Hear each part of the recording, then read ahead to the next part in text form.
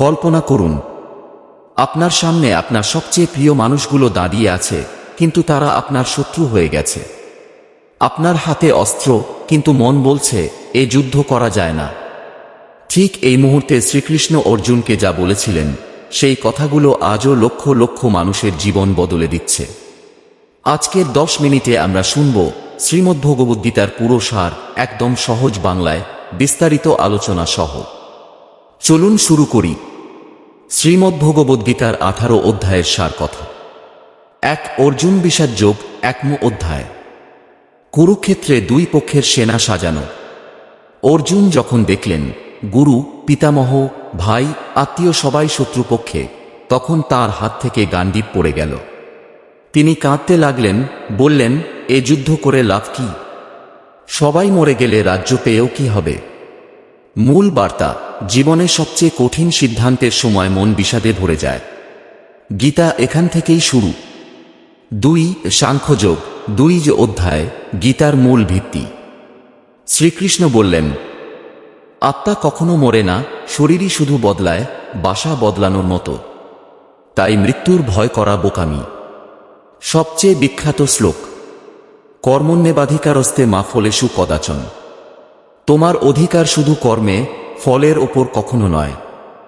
আধুনিক প্রযোগ, চাকরি, ব্যবসা, পড়াশোনা, ফলাফলের চিন্তা ছেড়ে শুধু নিজের কাজে মন দাও।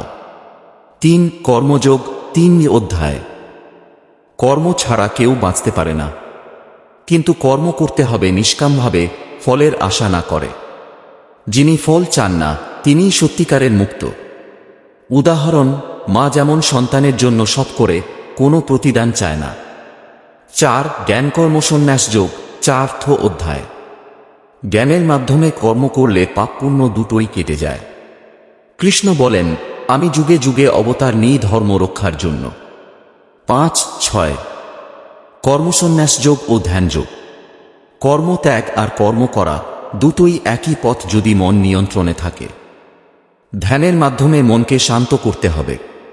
সবচেয়ে গুরুত্বপূর্ণ লাইন, যোগী হলেন সেই ব্যক্তি যিনি সুখ দুঃখে সমান থাকেন। 7, 9। জ্ঞান বিজ্ঞান যোগ। অক্ষর ব্রহ্মযোগ, রাজবিদ্যা রাজগুঞ্জযোগ। সবকিছু কৃষ্ণ থেকে উৎপন্ন, তিনিই সবকিছুর মূল কারণ। সবচেয়ে গুরুত্বপূর্ণ শ্লোক, মন্মনাভব মদ্ভক্ত মদ্দাজি মান নমস্কুরু। আমার প্রতি মন দাও, আমার ভক্ত হও, আমাকে প্রণাম করো। সার: ভক্তিই সবচেয়ে সহজ ও শ্রেষ্ঠ পথ। 10, 11। বিভূতিযোগ ও বিশ্বরূপ দর্শন যোগ। কৃষ্ণ নিজের বিভূতি, মহিমা দেখালেন। অর্জুন বিশ্বরূপ দেখে ভয় পেলেন। বার্তা: ঈশ্বর সর্বত্র আছেন, সুন্দরেও ভয়ঙ্করেও। 12, ভক্তিযোগ। ভক্তিই সবচেয়ে সহজ পথ। যে আমাকে সবকিছু সমর্পণ করে, সেই শ্রেষ্ঠ। 13, 15। ক্ষেত্রজ্ঞ, গুণত্রবিভাগ, পুরুষোত্তম যোগ। শরীর ক্ষেত্র, আত্মা ক্ষেত্রজ্ঞ। 3 গুণ, সত্ত্ব, রজ, তম। সত্ত্বগুণ বাড়ালে মুক্তির পথ সহজ হয়। কৃষ্ণই পুরুষোত্তম, সবার ঊর্ধ্বে। 16, 17। দৈবাসুর সম্পদ বিভাগ যোগ ও শ্রদ্ধাত্র বিভাগ যোগ। দৈবী সম্পদ, ভক্তি, দান, তপস্যা, মুক্তি। আসুরী সম্পদ, অহংকার, ক্রোধ, লোভ, বন্ধন। 18, মোক্ষ সন্ন্যাস যোগ। শেষ অধ্যায়, গীতার সার। সব ধর্ম ছেড়ে শুধু আমার শরণে এসো, আমি তোমাকে সব পাপ থেকে মুক্ত করব। সবচেয়ে বিখ্যাত শ্লোক, সর্বধর্মান পরিত্যজ্য মামেকং শরণং ব্রজ। অহং তা সর্বপাপেভ্যো মোক্ষয়িষ্যামি মা শুচ। সব ধর্ম ত্যাগ করে শুধু আমার শরণে এসো, আমি তোমাকে সব পাপ থেকে মুক্ত করব, চিন্তা করো না। গীতার 1 লাইনের সার, নিষ্কাম কর্ম, জ্ঞান, ধ্যান, সম্পূর্ণ ভক্তি, মুক্তি। বন্ধুরা, গীতা কোনো ধর্মগ্রন্থ নয়, এটা জীবনের ম্যানুয়াল। প্রতিদিন অন্তত 1-2টা শ্লোক পড়ুন, জীবনে প্রয়োগ করুন।